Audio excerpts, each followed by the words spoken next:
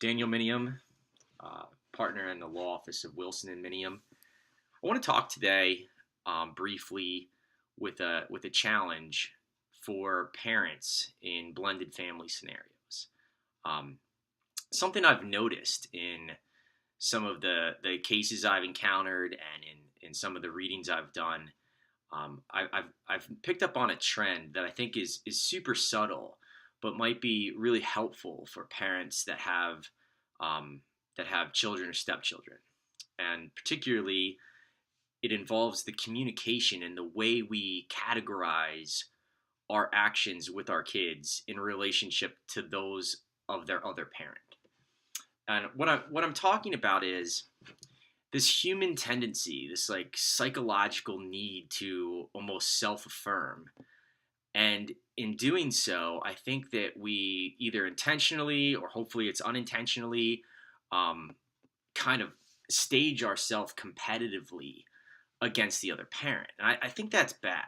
Um, an example of what I'm talking about might look something like maybe we're at mom's house and it's dad's getting ready to pick up the child for a couple days or something like that, and mom might say, hey, let's make sure we get your homework done because dad never really does your homework with you, and mommy thinks it's really important that you're prepared for school. So let's get that done before dad gets here. Okay, and off we go do the homework.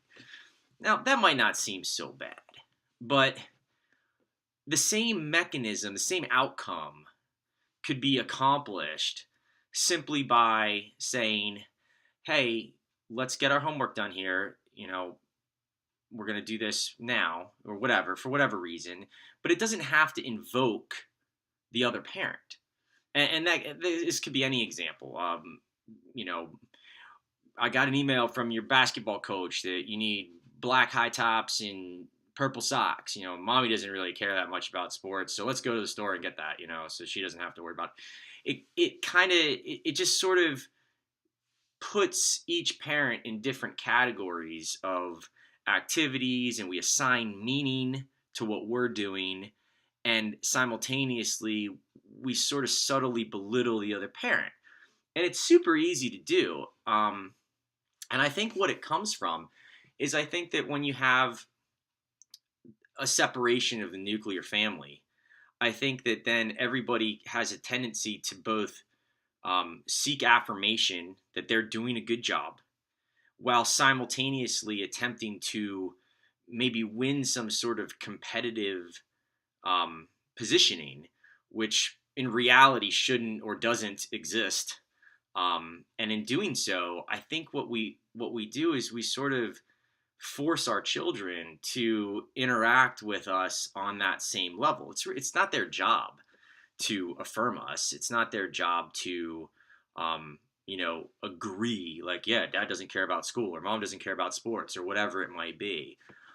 It's their job just to be kids, and they don't necessarily pick up all the time, maybe, on the subtleties of a passive aggressive statement. But I would suggest that more often than not, if we're constantly approaching our communications in some sort of passive but competitive manner, I think that over time, it's very likely that the children will pick up on that. And I think it requires a lot of discipline, but it's discipline that I think we can all, that are in that situation, we can all invoke, and that is the ability to confidently engage in the meaningful activities with our children in a way that doesn't even approach a competitive or a tiered analysis between mom and dad or mom and mom, whatever the case may be.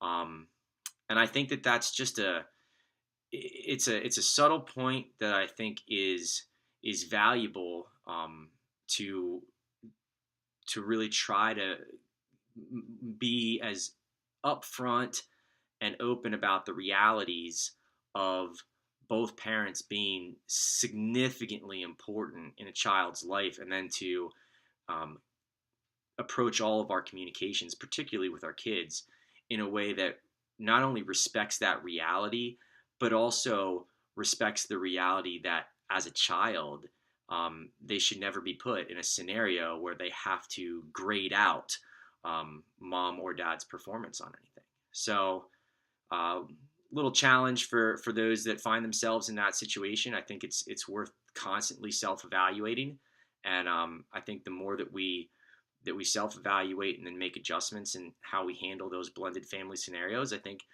the better off the kids are all going to be.